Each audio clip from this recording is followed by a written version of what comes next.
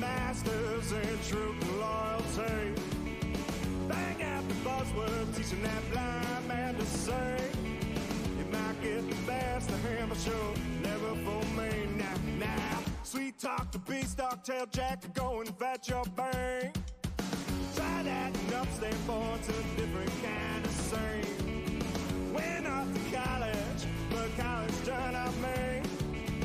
Couldn't get my masters in truth and loyalty. I said, whoa, light that fuse and run. I said, whoa, I am my father's son.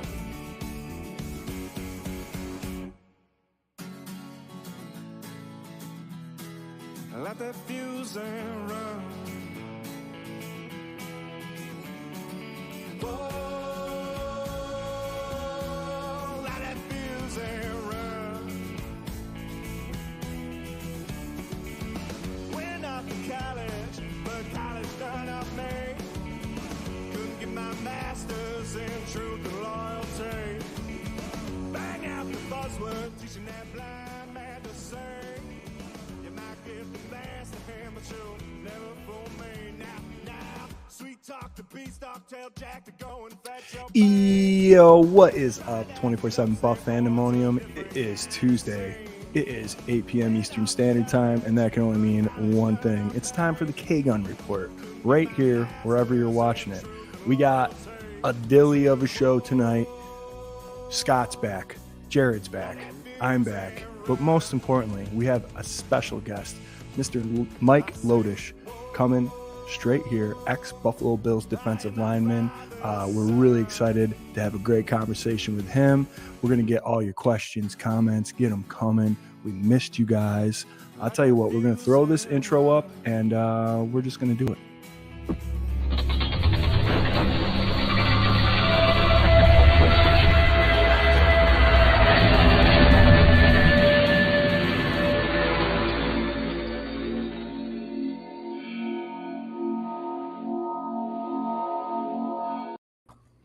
Here we are, and here it is on another beautiful Tuesday right here in Bills Mafia.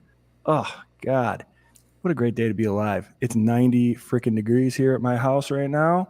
And I'm in the best company I could possibly be in. First of all, guys, right below me, thank you so much to Mr. Mike Lodish for being our special guest tonight on the K-Gun. How's it going tonight, Mike? Yeah, it's my pleasure, guys. What an honor. I don't know what to say. This is great. So professional. You guys are pounding beers, and I'm not, and that's okay. That's great. It's all good, though, but I'm honored to be here. Thanks for having me. Absolutely, man. Thank you for being a part of it, and we're excited to have you. Right next to me over here is the one and only Jarrod Reed. Hey guys, how you guys doing? Can't wait to get this Bills talk going. Mike, welcome to the party. Let's have a fun hour. What do you say? I'm in. Let's go. Hell yeah. Right down diagonal. I said Jerry was one of one. He's not. He's actually one of two. That's his twin brother right down. Scott, what do you got, buddy? Welcome, Bills Mafia. Mike, Jarrod said you weren't going to drink today, so I brought one for you.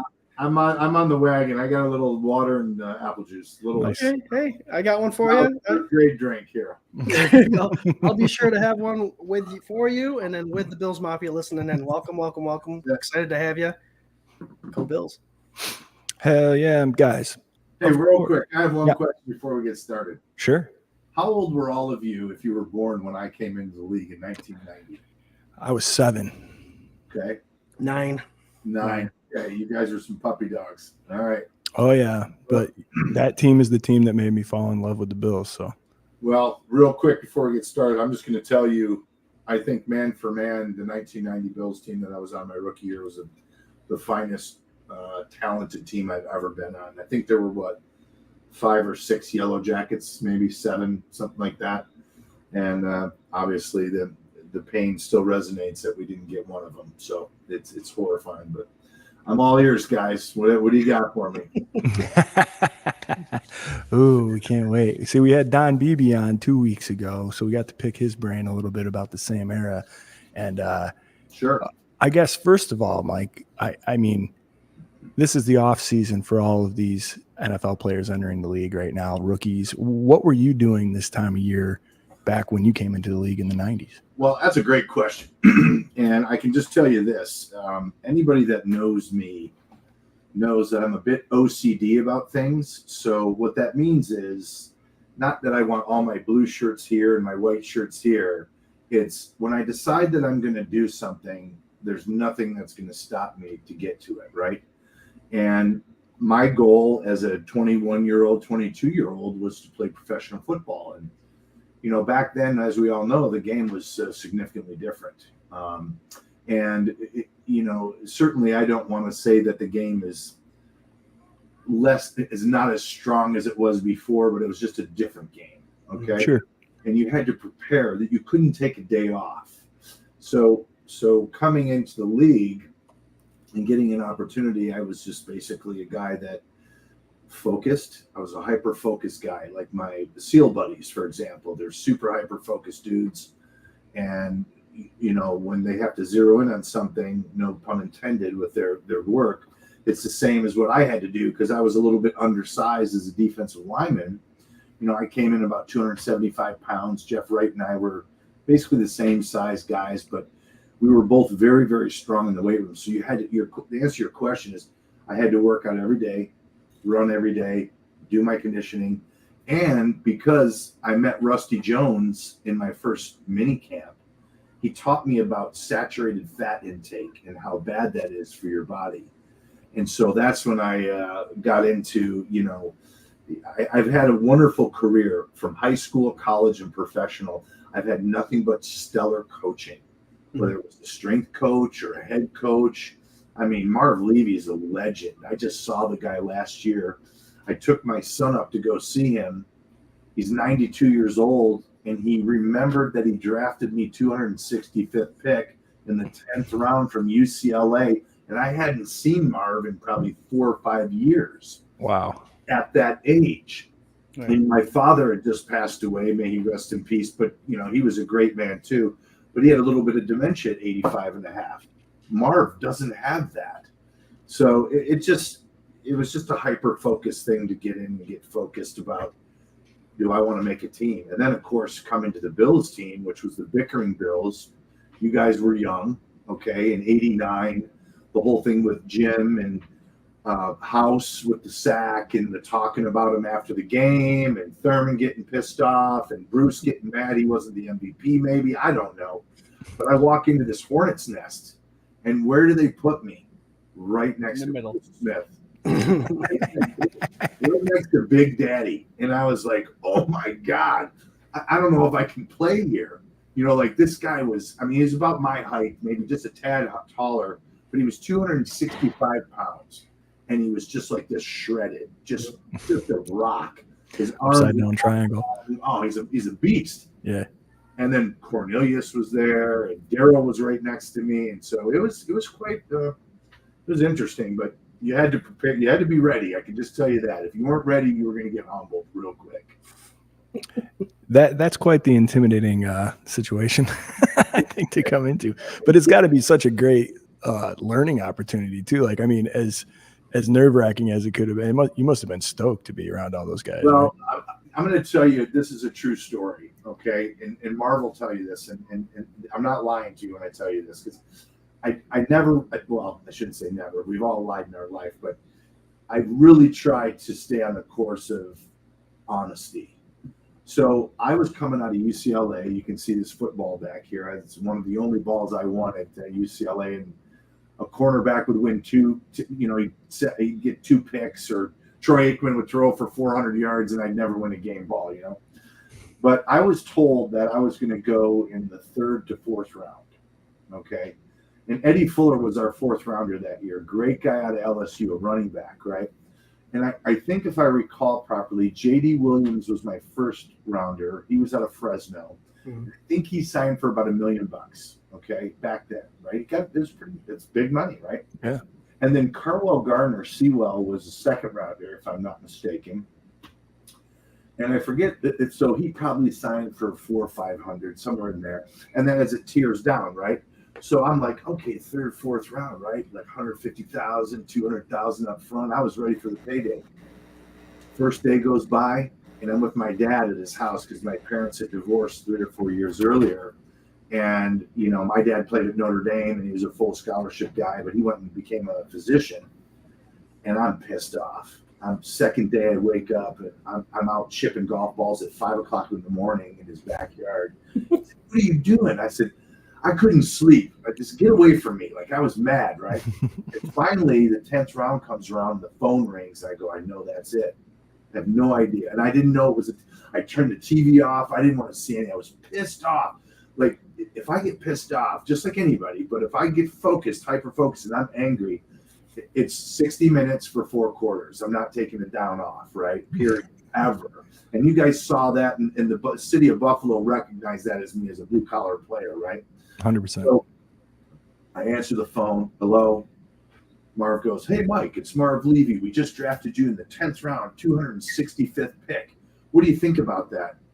Now, I said, what the effing took you so long? D-line coach. And I want you to send me the playbook right now. And they were like, who is this guy? Like, and I came into minicamp a week later, right? They bring you in the next weekend after the draft. And and the first guy I met in the airport was Kent Hall. May he rest in peace, right? And I didn't realize what kind of player he was. I didn't really know of him, right? Because I was on the West Coast playing football at UCLA, and this was Buffalo on basically the East Coast, AFC East, right? So I finally got there, and then I learned about fat with Rusty Jones, and God bless me for getting involved with Rusty Jones, you guys. Rusty Jones was the difference maker. I'm going to tell you that right now. He was an absolute scientist when it came to getting your body ready with, he called them LAs and PCs when we ran on the treadmill to do these intervals, you know, to stay in shape.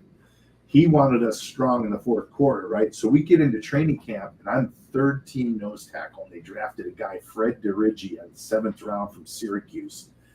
And I'm never going to talk bad about a guy, but the guy couldn't hold my jockstrap, okay? And I was pissed off again. I was like, bullshit, you know? And so I hope I can swear on this podcast. Oh, yeah, 100%. I apologize to those that are, you know, maybe the people of Christ and whatever, you know, that sort of thing. So I finally get into pads in the first training camp, right? And we're in Fredonia, and Jim Kelly puts me underneath his wing, lets me stay at his house, you know. And I'm starting to get mixing up with some bigger names, guys. And finally, Chuck goes, so I'm going to speed up like a week into training camp, right? And we're getting after it. It's full bore. It's the real deal, dude. It's not like these puppy dogs out there playing where they can only hit maybe 4 plays a day. You know what I mean? Yeah. It was straight 9-on-7, full bore, one-on-one pass rush.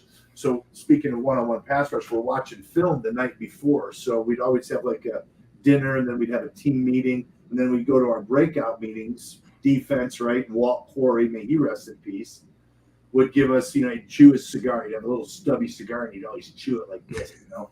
And he was just, his teeth were all yellow and from chewing, but he was a tough little kid, you know. And then we broke up, and the coach, you know, Dickerson took a really liking to me. So I have to thank Coach Dickerson, and may he rest in peace. He just passed away this past year, from what I understand, too. Yeah. So he loved me. And the best part about going to UCLA was I played a 5 technique and a 3-4. If you guys know what that means, I was the outside shade of the tackle, or I played a 4-eye, which is inside shade. So the Bills, ironically, played a 3-4, a true 3-4 back then, right? And so I was coming in as a nose guard because I was a little shorter, you know, than they wanted, like Phil Hansen 6'5", right? He's got a couple inches on me, right? But so Bruce went down. He had a knee problem that year, and they got scoped, and he wasn't going to play in training camp at all. And so Dickerson comes up to me and he goes, hey, you played 5 technique in college, didn't you? I said, for 5 years. He goes, get in there for Bruce right now. I want to see you play. And I started the very first preseason game for Bruce, and I had 2 tackles on Doug Reisenberg and Jumbo Elliott for the Giants. And Ralph came down and said, Brother Rice, because I went to Brother Rice High School, this orange helmet right here is of Michigan High School. And Ralph lived in Grosse Pointe, about 35 minutes away from me. Yeah. So he got me on the back, right? And you go, Brother Rice, way to go. You did a good job. And Chuck came up and just waddled, because he had 2 new hip replacements then. I go, hey, rookie, the old man likes you. And he just walked away. and then that week, Chuck says, we get in the meeting that night, like we were watching film, right, on practice. And there was one particular guy that he was a second year player. So he was 1 year older than me. I forget his name. He's about 6'6", 3 1/4. And I was a fighter my whole life, right? I love to fight. I'm a scrapper. So we'll go, and I've been tagged and bloody, black-eyed. I mean, everybody, when you fight, you're going to get tagged at some point, right? Mm-hmm. So Chuck goes, turn the machine off, because this guy kept pushing us after the whistle. I play hockey. I grew up playing hockey. And it's sort of like lifting your stick when you don't have a mask on. It's like, oh, you hit him with these. Don't do that. You gotta train somebody, right? Because I don't want to lose my teeth or split my mouth open or whatever, right? Yeah. So he goes, and I'm still third team, but I played, for Bruce, and then he put me back on third team. So I'm like, this sucks, man. I got to figure out a way. He goes, any of you guys let this guy push you around again, or any of you tomorrow, I'm cutting you tomorrow. And I go, bing, bing, bing, bing. There's my chance, right? Yep. This is back when Freddie Smirlis was there before, and Freddie called me and he said, I think you're a better player than what they're telling you. Like he befriended me. Freddie's my boy, dude. I love Freddie, okay? Because he's a little heavier, but we were the same size, and I was really strong like him, right? So I lined up on this guy the next day, and sure enough, the first play, we get 2 reps in pass rush. So I throw a move, and I get by him a little bit, and then boom, he pushes me, and I turn around, and I get in his face, and I go, you do that again, and we're going. It's out, right? It's, like the hockey guys go, are we going? That means you're fighting, right? So I line up again, and I say, F it. I'm just going to bull rush this son of a bitch chin, because I was he was 6'6", 3 1/4. And then we went off. Like he started and I grabbed his mask, ripped his helmet off, punched him, just boom, boom, just fed his ass, right? And then all of a sudden, Cornelius goes, and Bruce goes, oh my God, defense, Thurman, defense, 1-0, like the first fight of the training camp, right? And then Chuck goes, oh my God, I got a rookie that wants to make my team. And of course, after that, I was just like, Chuck just befriended me, like he loved me. But more importantly, I played the position. I was able to play nose, because nose is a 1 technique. It's still the same as a 5 technique. If you get a reach block or a double team, it's still the same technique. So essentially, I'm not a fish out of water anywhere on the D line. So now I just showed that I could do multiple things and fight and be tough and do this, and I'm a rookie, and I'm making $65,000. I'm making $3,000 a week. I think I'm making money. And Bruce shows me his check, and it's like $200,000 a week. I was like, oh, so that's how it is. By the way, you're paying for dinner this week. I got a Toyota pickup truck with a dented inside, and Thurman's laughing at me the whole time my rookie year because I can't afford to buy a new car. Well, I can, but I'm trying to save some money, right? Sure. But that was how I started to get noticed, if you will, right? And then I started playing, and then I went from third team, and they put Fred DeRiggi behind me. And remember Darrell Marshall, big African-American dude, great guy out of USC, big brother, huge, about 3 1/4. They couldn't read. What we call it is reading.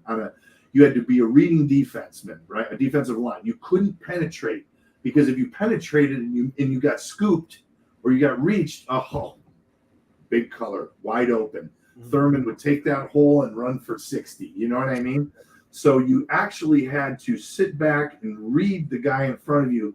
And when he moved, you had to move simultaneously. That is very, very, very, very difficult. Okay. So you have to back off the ball a little bit, get some, So anyway, that's what started it for me. And then Chuck took a liking to me. I made the team my rookie year, played every game except the first one. I didn't get 1 rep in the first game. And I'll never forget that, but that's okay. Then we went to the Super Bowl with Whitney Houston, and that was memorable. But then the next year, Jeff dislocated his patella, I believe, if I remember correctly. So I got to start for 9 games. And I did a very good job, and I won the Timeliest Play Award. And Marv would give us these awards on Monday, like, he would call it the Finger in the Dike Award. I won the Finger in the Dike Award, and that's not inappropriate word, but the dike, like a water dike, right? Yeah. You stick your finger in it so it doesn't leak. And I was the finger when the starter went down to prevent the leakage, right? Nice. So what I did was, after my second year, I proved to them that they had a quality backup for an inexpensive price. Yeah. So that's a great combination when you're trying to stay in the league, right?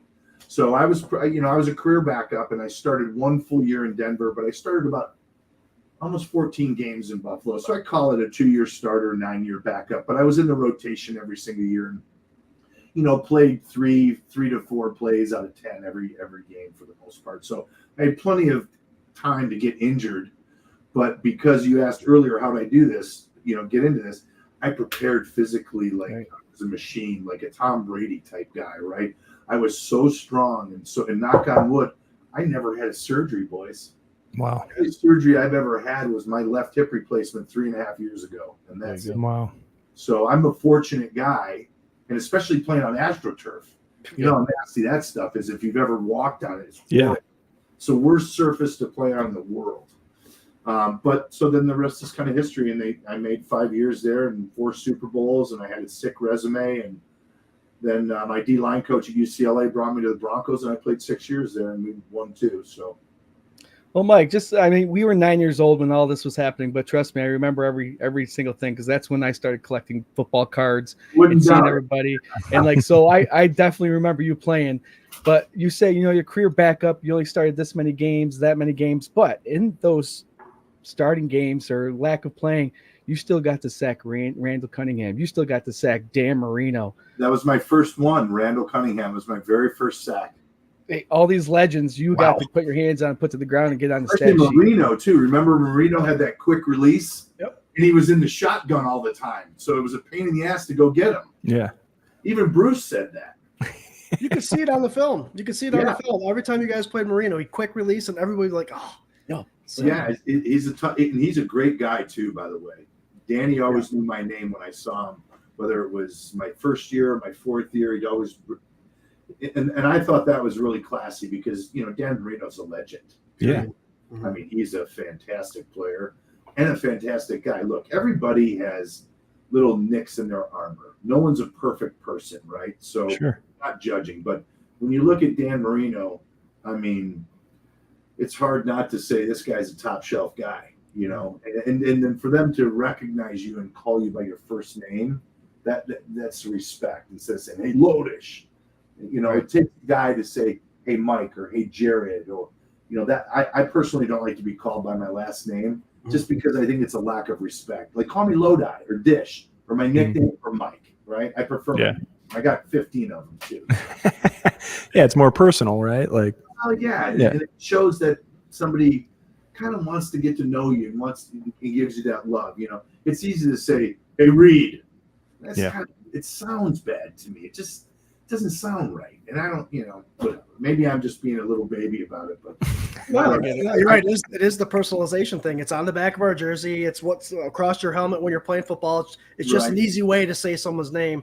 No, and the first name is the way to, if you want to show a little respect. Yeah, it's more of a connection. Yep, I agree. So what else you got for me, boys? Well, let's see here, man. Real quick, I just had a question. I know you said you were next to Bruce Smith, and obviously the locker room. Your actions were louder than your words when it came to moving on up. Did Bruce bounce a lot of, because the heckling Bills, did Bruce bounce a lot of stuff off of you that, like, he'd complain to you about anything? You don't have to say because you're right there. No, was he like, "You see that, Lodish? Damn him." Yeah, no. One thing I'll never do is I'll never tell you the ins and outs of the locker room. There you go. Understandable. There's a reason why we didn't want anybody in the locker room except the team. Right. Mr. Wilson, of course, right? And then the coaches and the boys, and then the trainers and Hojo and Woody and the equipment guys. That's our family. You guys are our family. And I'm just going to make this shout out that I played more in Denver than I did in Buffalo in terms of years. I won 2 Super Bowls, and the Bills Mafia has showed me more love than I could ever imagine, right? And so I have a very special place in my heart for you type of people, right? You type meaning the Bills Mafia folks, because from what I understand, the Bills Mafia is the #1 sports support team in the world. It's like over Manchester United, and it's the largest. And then the fact is you give to charities too. And so that's pretty cool, right? And so, you know, that Bruce was very to himself then. He was coming off of some previous years of having some difficulty with personal issues, if you follow me. Okay, I'm not going to speak about that. Yep, sure. He was in the program a little bit, you know what I mean? And so he was, you know, he was finding his way too. But being next to him, he wouldn't really talk to me that much in my rookie year. But when I got that sack against Randall Cunningham, and I don't know if you guys saw me afterwards, but I acted like a complete buffoon.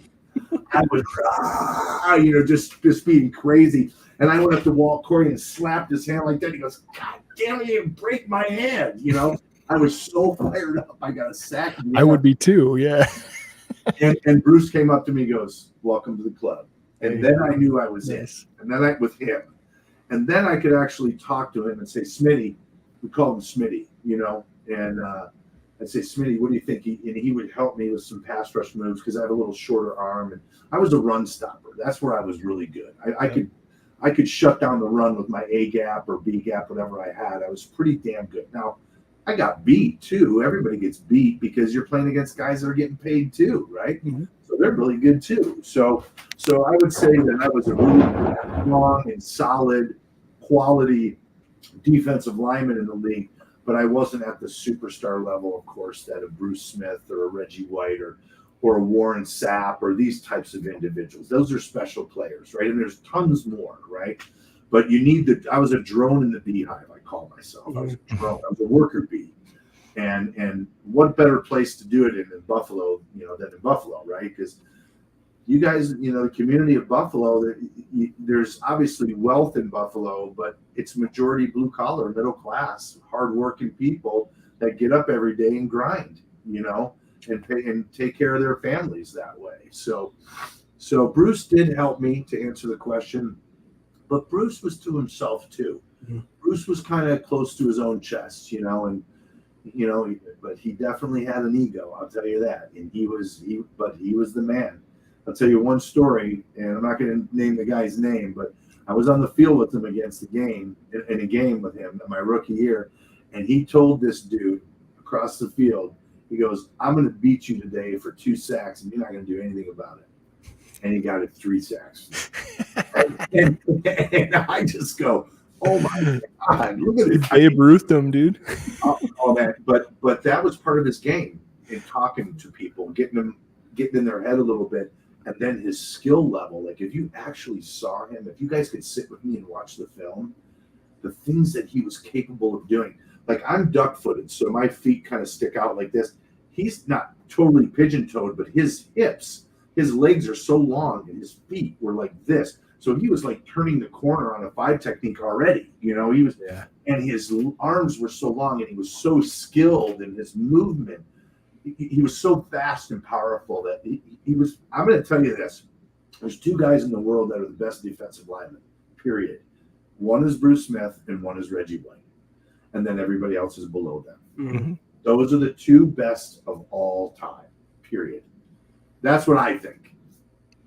I agree, 100%. Yeah, White has 198, and I think Bruce has 200. So 2 of the best, top 2, and they're 2 400, round up, right? Yeah, there you go. Guys, they have 4, and you know Bruce lives in Virginia Beach, and I've rekindled with my high school sweetheart, and she lived in Virginia Beach.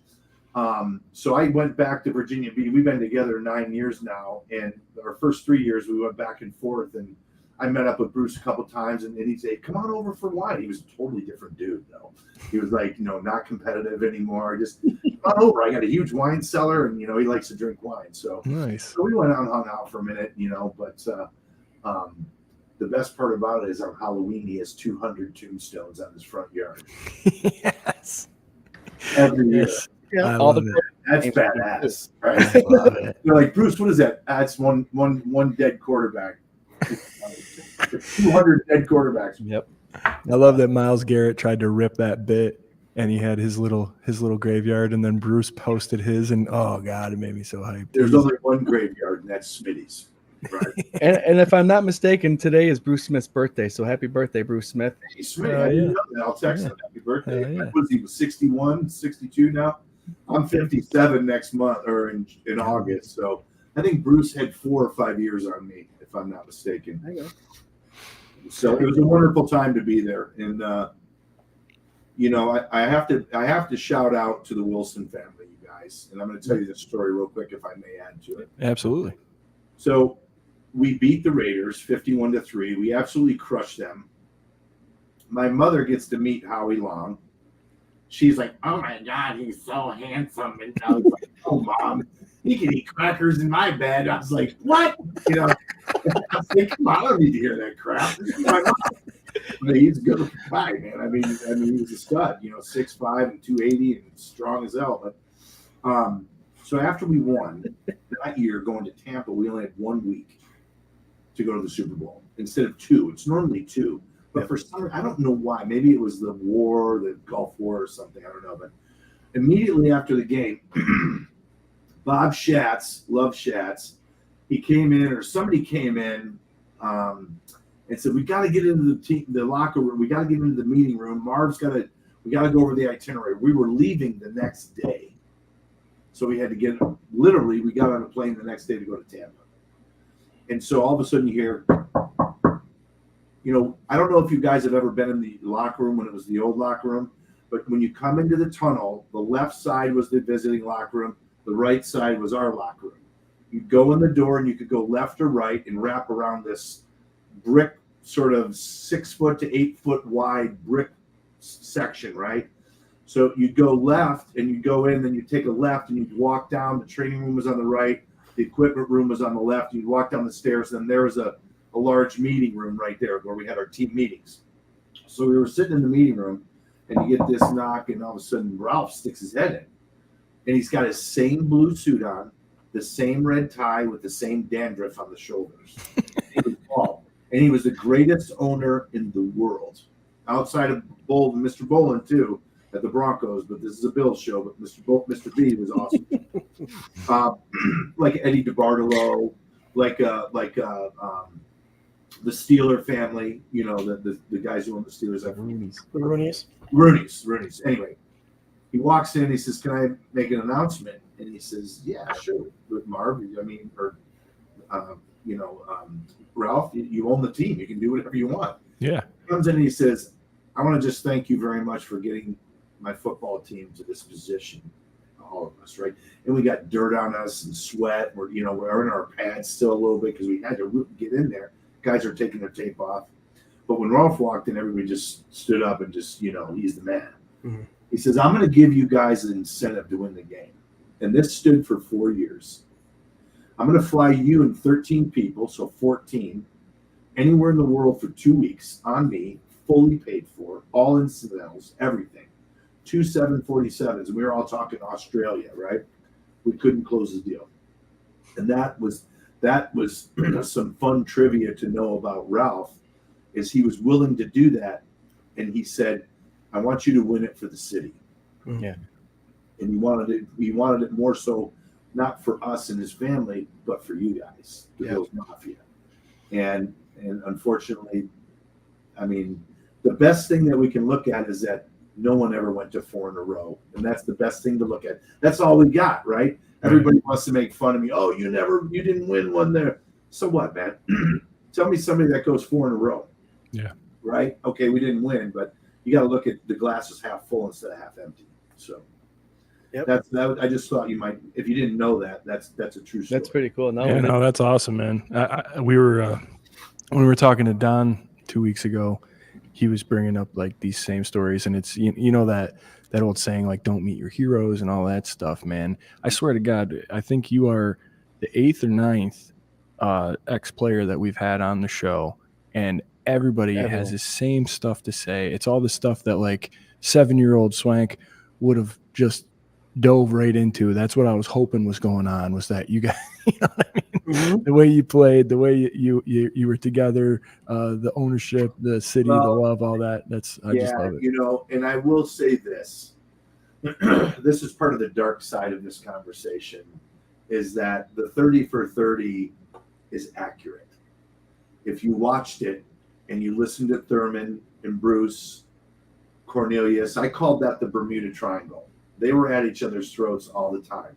And Jim was cocky. Everybody was drinking too. Everybody was drinking a shit ton. We'd go to the big tree and get hammered on Rumpelmans or Goldschlager, all 100 proof crap that just sucks. Wow. And it just gets you. And so at the Super Bowl, I will say this. Marv made a monumental mistake with our team compared to what Mike Shanahan did with my team that I went back to back with. And it was simply this. Marv allowed us to go out the first 4 nights, or first 3 or 4 nights, with no curfew. And with those guys, the 6 or 7 guys, and the parties, and you get sucked into the vortex, man. So I think part of it was the immaturity, and Sevy will tell you this too. Steve Tasker, we called him Sevy Ballesteros. Sevy was his nickname. And I was on Sevy's, oh God, is it John? I'm forgetting his name. I got his Murphy. Name. Murph, yeah. I was on their like podcast or whatever it was, and we were talking about it. And really, our team was immature, extremely immature, extremely talented. Mm-hmm. I mean, dominating talented, right? And we were not focused all 4 years. And we had some babies on the team that were really good. And when things didn't go in their way, and Thurman misplacing his helmet, and Andre throwing his helmet down on the ground. I love Andre. But as leaders, you have to fight through that personal animosity that you have because you didn't get a pass interference call. So what? Fuck it. Get the next play. Let's go. That's the maturity part, right? So I think we could all agree to that. If we all got back together, I think now, because it's been so long, it's been what, 35 years, 36 years from my rookie year. I think we could all look back as we matured and say, we erred, we failed ourselves, and we failed the team because we had it. We the first Super Bowl. Look at the third quarter, 15 minutes, right? Hostetler had the ball for like 11 or 12 minutes. Yep. You could pinpoint and then wide right. Everybody says, "Oh, bullshit." Okay, that's one play. Then the third quarter, right? Then Thurman cut into the hash. Maybe if Thurman would have cut more into the middle of the field for the field goal, maybe it would have changed.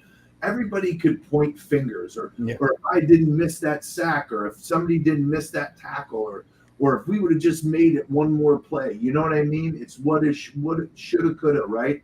But it's different butts or candy and nuts. We all have a Merry Christmas, right? So ultimately, it's like, don't let the doorknob hit your ass on the way out. You lost. Yeah.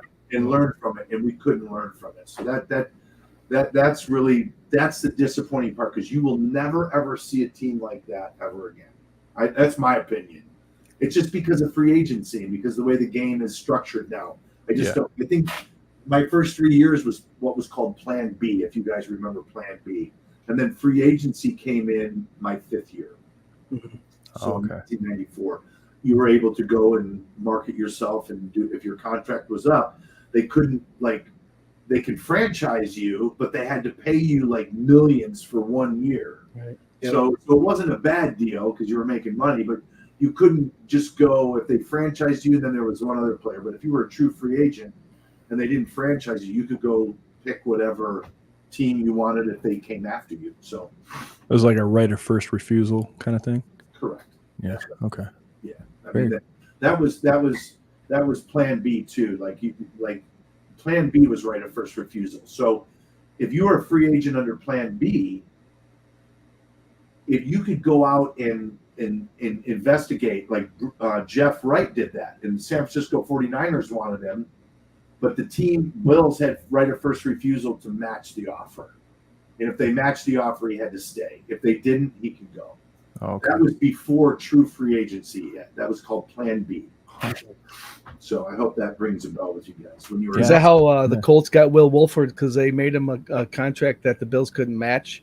You know, if it was before '94, probably. But Will's a good friend of mine, and I stay in touch with Will and his wife. His wife's a judge, and they live in Kentucky.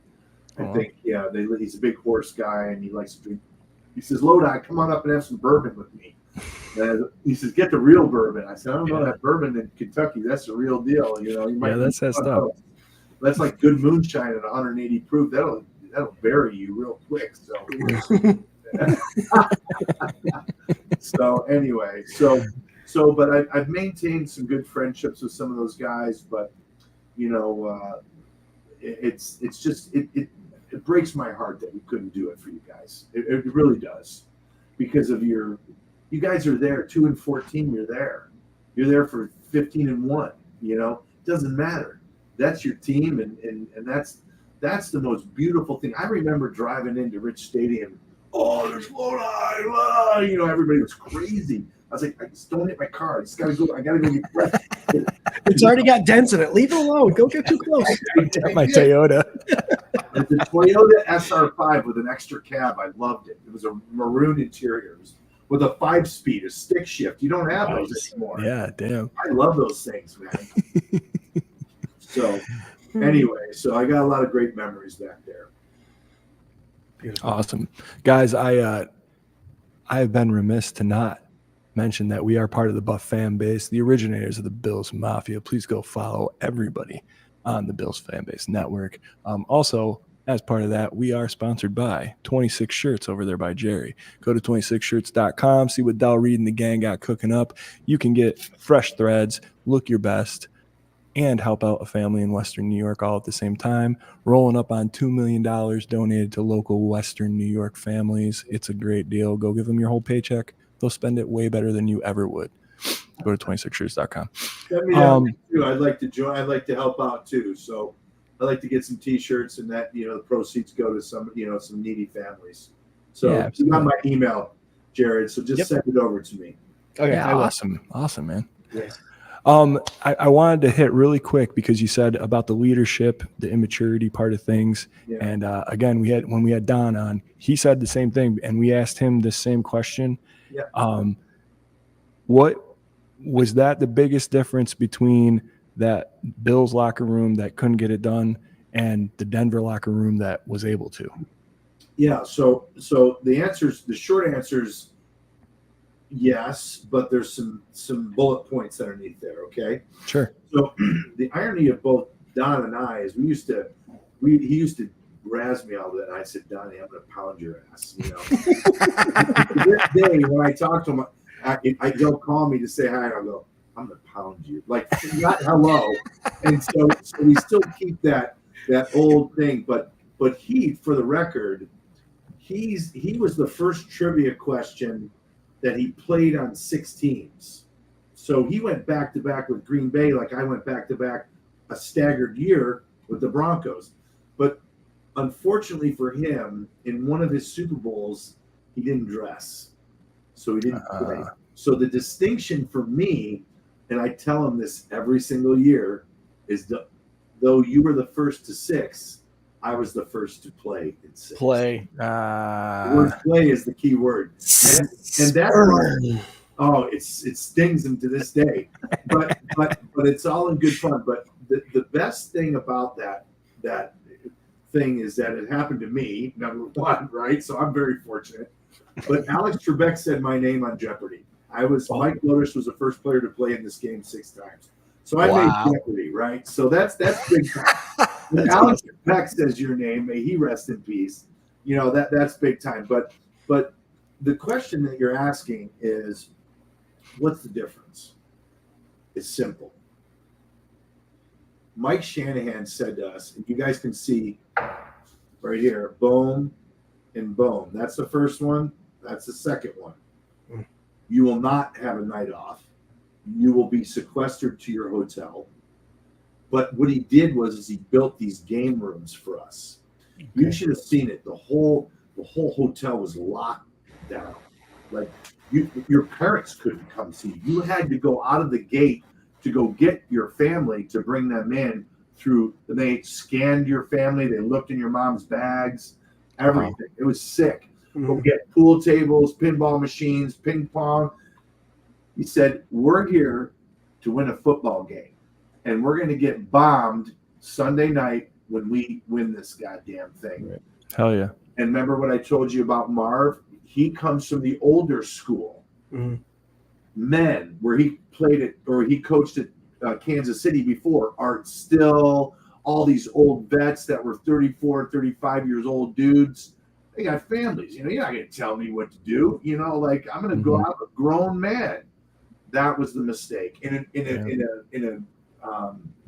a very sort of macro answer, like just in general, you know. Yeah. The difference is he sequestered us and we weren't sequestered. And we had some children on the team in Buffalo that were men, that were mentally children, but physically men, right? Gotcha. And that was the difference. I mean, it's that simple. Yeah. If you look at watch the 30 for 30, all of them will tell you. Sevy will tell you that. Thurman will tell you that. Bruce will tell you that. Jim will tell you that. Daryl Talley will tell you that. But I will tell you this. Daryl Talley was the man. He in the locker room, I love that guy. And I feel bad that he got into a position that he did a few years back. But the Bills Mafia and people helped him out, and that was good. But he was the unsung hero because he had on his locker, instead of Talley, because they had our last names, he had Rodney Dangerfield. I get no respect. You know, he made a Pro Bowl once or twice, but he should have made it more. Oh, yeah. He had this spider suit on, and his nickname was Whacker. Whack, because he hit you so hard, he'd break his helmet. Wow. The other guy that was tough as nails was Shane Conlon. Yeah. Assuming he had that long face, you know, we'd always ask him, hey, Shane, why the long face? But he would just come downhill and rock a guard. Oh, and he had shoulders this wide, that big face, that big jaw, and he had pencils for legs. But he was a beast, absolute beast. So we had great players and we had good guys for the most part, but the immaturity level was the difference. We were in Denver. And it's interesting you bring that up because you're right. I mean, Levy came from the Chiefs. I remember the Chiefs. I wasn't just videos. I was watching Len Dawson smoking a cigarette on the sideline. There you go. Yeah. So, you know, men, you're right. Men, you're responsible. You're a man. You're responsible. You do your own thing. Rob Riddick would smoke a cigarette in the locker. He played 1 year with me, and he got cut my rookie year. But in our preseason game, he'd blow a dart in the shower. No problem.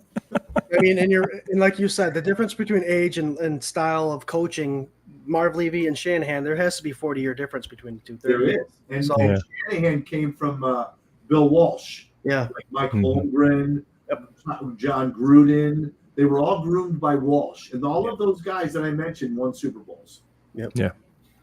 Yeah, great point. It is super interesting, man. Yeah, because you think like where he came from in Kansas City, the older guys, all that. Like, yeah, that's a great point, man. So he was an old school coach, and he treated his team like old school. Yeah. And unfortunately, he had some guys that like to tip back the suds. But you are drinking the best beer in the world right there, Labatt Blue Light, by the way. That's a hockey beer. We have those in the locker room afterwards, you know. But the best is the Canadian Labatt Blue Light. Oh yeah, that's a little high, a little richer. Yeah, a little stingier. Puts a little more hair on your melon, you know. So anyway, what else you got for me, boys? Well, I wanted to ask because we have a really great friend of the show. We do a benefit for him every year up here in upstate New York. Sure. Mr. Mark Maddox. Oh yeah, he's the best. Yeah, so I was wondering, do you have any Mark stories, or what's it take on No, Mark? I don't really, because I think Mark and I only crossed over 1 year. Oh, okay. Then I left. I think it was my 5th year when we had the 2 patches on our jerseys.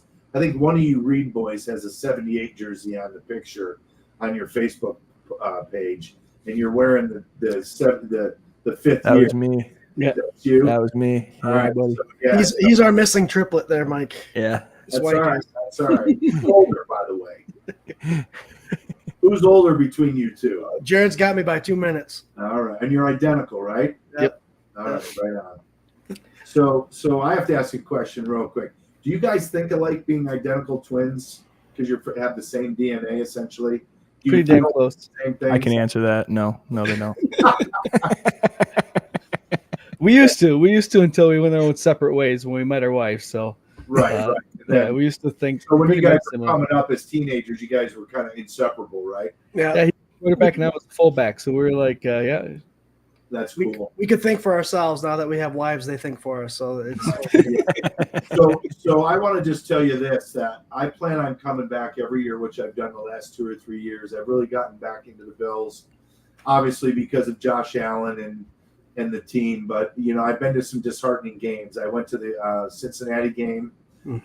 I was in the end zone. But the best story I want to tell you is when I finally got to take my son when he was 12 years old, and I said, Max, we're going to go to a Bills game and we're going to sit in the stands, and we're going to be in the tailgate. And I got to be honest with you, I played 20 years of football, college, high school, and professional, and I never got a chance to experience what that means. And to come back to Buffalo and experience that energy and that vibe that the Bills Mafia puts out, and the whole pro football thing in the NFL was second to none. And you guys are going to laugh, but my son was like, "Hey, Dad, you think there'll be any fights?" I said, "Positive there will be. I'm pretty sure there will be, because Max, by about 10:30 in the morning on Sunday, they're going to be hammered, right? Completely, yeah. Hammered." And so we were in the end zone, the farthest away from the tunnel where we used to run out, right? So we were in the end zone where I would warm up as a D lineman, which was the far corner on the left side, right? And we're sitting in there, and all of a sudden, some guy comes in with the opponent's gear on, and they're giving him the business, and he starts flipping him off and starting to antagonize him. I go, "Max, come here, watch this. Something's going to go down here." Certainly the beer goes, and then the fists go, and then it's on. He's like, "Oh," and I'm like grabbing him. He's like, "That's so awesome." And then the best part about that was, gave me a wonderful feeling of being a professional athlete was Max said, "Dad, when you played," and then somebody looked back and go, "You played?" And I said, "Yeah, I played." "Who are you?" And I said, "I played a long time ago. You don't remember me." Mike Lodish just said, "Are you kidding me?" And then 17 people. Yeah, dude. And so just that right there just shows you the type of fan base that you have, and the intricacies and how dialed in they are to everybody. Mm-hmm. It was really humbling. And my son goes, "Dad, they remembered you so long ago." I said, I said this, and my lady gave me this, and you guys are going to laugh, but I said, "Max, I'm kind of a..." So it's a paperweight that I put right on the front of my desk, like the boss, you know what I mean? Or your name. I'm kind of a big deal. So it's just kind of fun, and it was cool. But, and then we go every year, and we get an Airbnb in downtown. I get a house, and we get some food, and we go to the game, and it's a lot of fun. It's a good time. That's awesome. Yeah. And that's what I love about the Bills Mafia. Obviously, we're included in there. Is that our show is a fan first perspective, and we treat all 53 like we could tell you all 53 because we think the number 53 is just as important as number 1. And right. we love our players, and that's why we're always heartbroken when they go somewhere else. Yeah. That's why we get trash from other fans because this fan base thinks this guy's going to be anything, because we hope they are. Right. We root for all 90 players when the offseason starts, because as a outsider looking in, it was so disheartening when Burrows came in and just beat our ass. But our defense, we really need to improve our defense. We need we need 2 or 3 stout defensive linemen that are studs. Mm-hmm. And then the backups behind them have to be pretty close to them. See, the best part about the Bills when I played those 4 Super Bowls, we had sick depth. Somebody got injured. Like I came in the game, we never missed a beat. You know, I wasn't getting 2 sacks like Bruce, but I was holding down my job. You know, that I wasn't getting pounded. And so depth is essential, and you really get exploited later in the year because guys, you take a beating for 4 months, you know, and then you're in the 5th month, which is where you got to be able to run, and that's where Rusty Jones came in with our training, our eating. We were always stronger in the 4th quarter of the game for the most part, right? Which is the 4th quarter of the season, which is December, and then the 5th, you know, the overtime was January, right, when you needed to really produce. So. You know, it was just Josh Allen is a great player, but he tries to do too much, in my opinion. You know, Diggs was great, but when you lock Diggs down, who do you go to? You know, you got to. We didn't seem to be as 3 or 4 dimensional that we were when I played. Mm-hmm. I mean, in the last couple 3-4 years or so, you know. And of course, he's getting older. Not that he's old, but every year he gets a little bit more banged up and you know, he tries to run it and jump and he gets hit. I mean, I would be having a heart attack. I'm like, what are you doing? Slide with your feet. You know, I need you on the field. Mm-hmm. You know, but I also love that he puts his head in there like Jimmy did, and he lowered his shoulder. And, you know, you love that as a player too, you know. It's inspiring. Yeah. That's like that constant tug of war with the fan base where they're like, don't do that. You're going to mess yourself up. But also, that was awesome. Thank you so much for putting everything out. But first down! Don't do that again, but first down! Right. So, but I have a lot of great memories. And every time we go back, we park at the big tree. I call them and I say, I'm coming in. They leave a spot for me. Nice. And I have another fun story to tell you if I have time. Sure. So 2 years ago, it's like the 4th year in a row that we went, right? It's our 4th year. And I'm sitting out there and I'm doing a shot of rumbleness with a guy, right? And this big guy comes and goes, what are you doing that for? Because I had some military stuff on. He says, you're in the military. I said, no.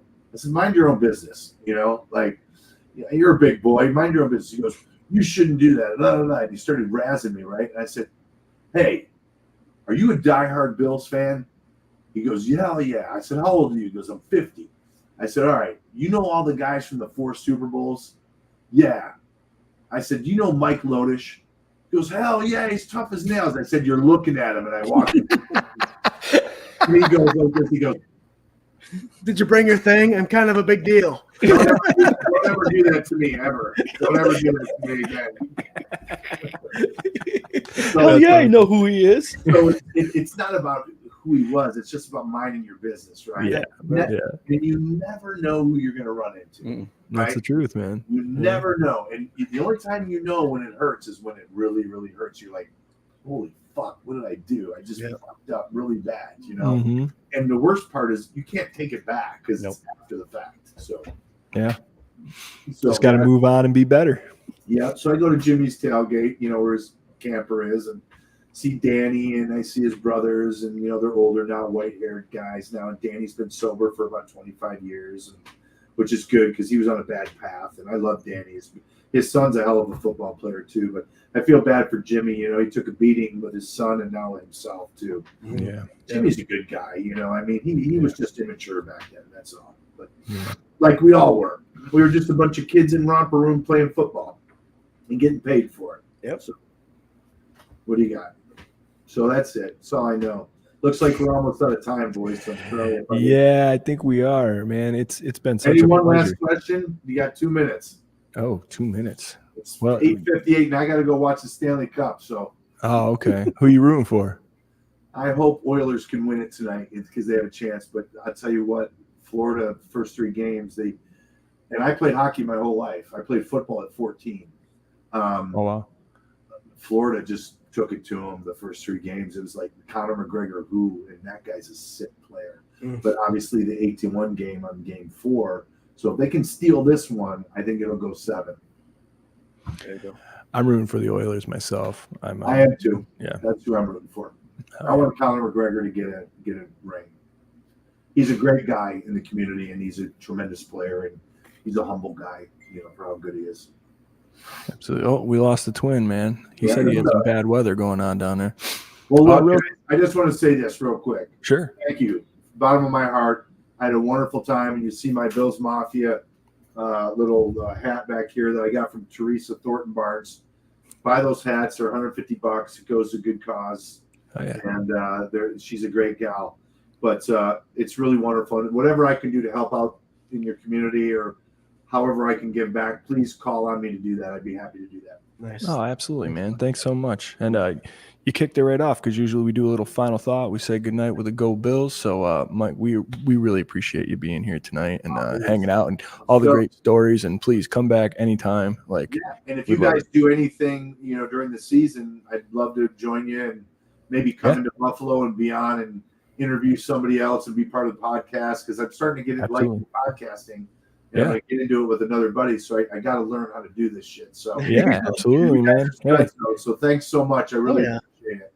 Hell yeah. And Mr. Reed, stay in touch and feel free to share my number with the boys if and my email and all that, and stay in touch. And I'm definitely going to come out to a game, probably midway. I want to be in the fall when the colors change. Well, Swank and I are going to the Niners game. Just saying something. We are. Sorry, night. Yeah, keep it in mind. Thank you. It's all good. I'm going to take a hiatus on drinking for a little while until I get there, and then I'll turn it back on. So. Hell yeah, let's go. All right. We'll be there. I'll have the blue lights. No problem. Just don't start back with us. I don't know if Swank and I can carry a 275 pound. You'd be surprised what beer muscles will do. So thanks a lot, guys. I appreciate it, and may God be with all of you and your families. And please don't hesitate to call on me for anything. Definitely. Thanks. Appreciate it, Mike. Thanks so much. Have a great night. Take care. Bye-bye. Yeah, bye. That's awesome. Wow, guys. Mike Lodish, dude. Scott, do we have the best interviews in the whole world? I'm not saying that we're the best interviewers. I'm just saying that, for whatever reason, we get the best dudes. Mm-hmm. They're so humble.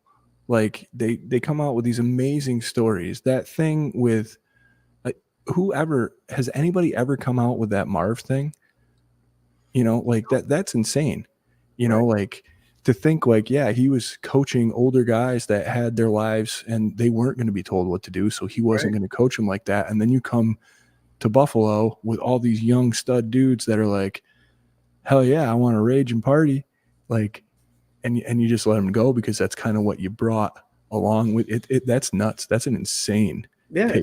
It's crazy to think that, these guys that went out and partied, you're telling, they weren't going to be told what to do. And hindsight's 2020. A lot of fans think that it was the Bills players that fucked it up and then went out and partied. Well, they weren't guided in the right direction, but it wasn't no fault because of Marv. It was the way Marv coached, and it just happened. Just the way he did things, and he was successful everywhere he went. I imagine he's won plenty of games. He did win plenty of games coaching that way. Yeah. So you don't know how the game's going to end, but to know the difference between the age between Levy and Shanahan, and understand that Shanahan said, "No drinking. We'll celebrate at the end." That's you never know how the game. If the outcome was different, obviously we'd be telling a different story. But yeah, you'd never who to put those two together like that. And thought, I never would have thought. Players. Right? You just think professional football players, whatever. But as we found through all the people that we've had on the show, I mean, from Carlos Williams to all, the greats and all this stuff, there's everybody's a different personality. It's not like you're just a football player. There's so much more that goes into it. And to think it's not just well, you're a professional football player, you should know better, but there's this whole aura around it and this whole structure or lack of structure that can really determine how successful you are. I think people just take that for granted. And I think you guys just witnessed an amazing little tidbit that I don't think is something that is common knowledge at all. Right.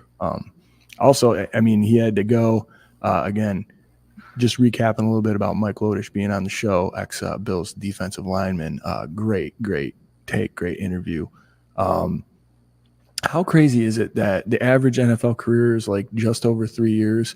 This dude who's like humble, like, oh yeah, I'm a career backup, but I came and did my job, all that stuff. 11 years in the NFL, 2 Super Bowl wins, 6 Super Bowl appearances, and never had a surgery until 3 years ago. Yeah, the hip replacement 3 years ago. Yep. Are you kidding me, dude? Like that's insane. And like he was saying with the AstroTurf, I wanted to get back in it, but like as you guys know, and thank you so much for the comments coming in, 674 right now, watching live. Sorry I didn't get a chance to say hi to all you. I was throwing up every comment that was coming in, but these guys, come on, man. We just like to let them talk and go because this is the kind of great stuff that you get, man. They get on a roll, they get comfortable, and then you get these awesome little nuggets. And man, that was a great time, huh? Even the Ralph Wilson conversation about how he really was a Bills Mafia kind of guy. He really did want it for the community. It's just these stories we hear. Yeah, I would never thought 5 years ago that I'd be able to get these inside stories from these ex-players, former players. It's pretty amazing. I mean, love his energy, though. Come on. Yeah, 100%, dude. Something tells me he could still play if he wanted to. He's got a brand new hip. Come on, Mike. Yeah, man, it's brand new. All right, Scooter, man, give me a final thought. We're past overtime, guys. The regular format that I had a board go down on me 2 weeks ago before we interviewed Don Beebe. That was kind of like all the little interruption that happened back 2 weeks ago, and now we're on the secondary thing. So I kind of had to switch up the way we do things. It's not totally different, but I can't throw the overtime thing in. I can't do all that stuff. So here we go, folks. It's overtime, and Scott's got his final thought right here. Just stay humble. We have a lull time. I mean, obviously everybody's on break now. Training camp's going to start in a couple weeks. Can't wait for St. John Fisher. I think they're doing. I'm not sure how they're doing the ticket sales. Have you heard anything, Swank? Yeah, actually. I was going to bring that up too. I'm going to throw the link right in the comments right now, guys. If you go to this link, you can enter the lottery. I did enter the lottery. You get to pick 3 dates. There are no Saturday practices open to the public, I don't believe. Right, I did see that. But they're all morning, mid-morning, during the week. There's some Sundays. So you get to pick your top 3 choices. You get to pick either 2 or 4 tickets. I put 4 in. I picked my 3 dates. So I'm hoping I get drawn. But that's the way to do it. It's kind of cool that they're doing it this way because the last 2 seasons we haven't even been able to sniff it. They offered them up to season ticket holders and everybody just grabbed them right off the bat. So right. But cool. My final thought is just, guys, being part of the fan base has been pretty amazing. There's a lot of stuff coming up that's very exciting for us at 24/7 Buff Fandemonium, being a part of the fan base. As Justice alluded to last week's show, we're gonna have giveaways. Fun giveaways. He's coming up with something. He's got a business now that's going to be able to provide for us, the fans, to be able to give to you guys for just leaving comments on the show, giveaways. And we'll keep having guests come on. We'll get through this lull time of the year. But before you know it, guys, we'll be talking preseason games, and Sunday sessions are going to be on every Sunday. I can't wait. It's a big year. I got a feeling.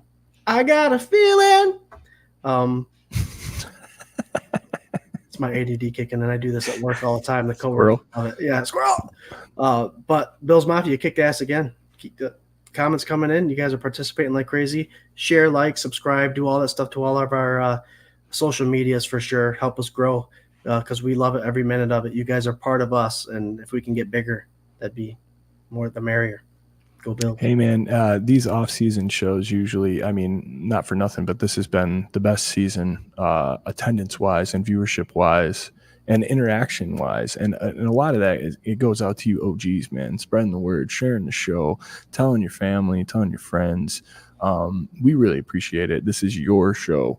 We try to do the best we can content-wise, but guest-wise, the fan base has really, helped us, and we are a big proponent to coming together for the community and making it all one goal, right? So we appreciate you guys coming in every single week. I mean, we got 701 right now on an off-season show, right? That's pretty awesome. If we had that last year during a regular season show, we'd be very excited.